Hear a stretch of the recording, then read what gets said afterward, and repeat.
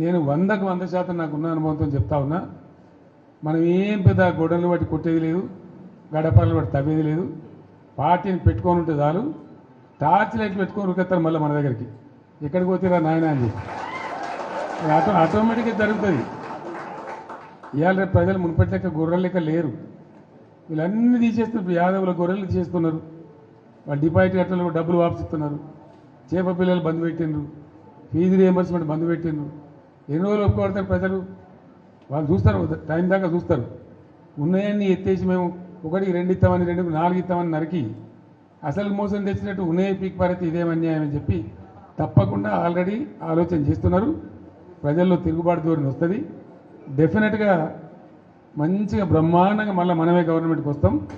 ఇప్పుడు జరిగింది దారు ప్రజలకు ఏమైందంటే అక్కడక్కడ ఇప్పుడు వస్తున్న అనుభవాలు కఠినంగా ఉన్నాయి.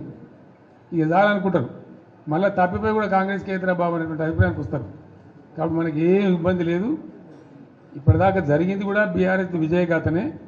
ఈ పీరియడ్లో కూడా మనం పనిచేస్తూ ఉండాలా, తోచినంతలో ప్రజలు ఎంబడి ఉండాలా, ప్రజల సమస్యలలో వాళ్ళు ఎంబడి ఉండి పోరాటం చేయాలా.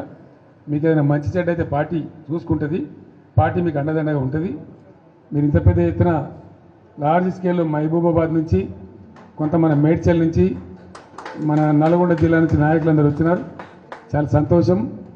ఇక ముందు ఏం చేస్తామంటే వారానికి 1-2 నియోజకవర్గాలు పిలుద్దామనుకుంటున్నాం. మీరు వట్టిగా మధ్యలో దీని రావడం కాకుండా ఇక్కడనే మంచిగా మనకు భోజనశాల కూడా ఉంది. మీకు ముందే వస్తే చెప్పి వస్తే ఏమైందంటే 1000 మంది వచ్చిన బాధ లేకుండా ఇక్కడ మంచిగా భోజనాలు ఏర్పాటు చేస్తాం.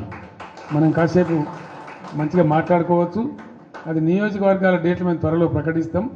ఆ ప్రకారం వచ్చినట్టయితే కాన్స్టిట్యున్సీ బై కాన్స్టిట్యున్సీ ఈజీ ఉంటుంది.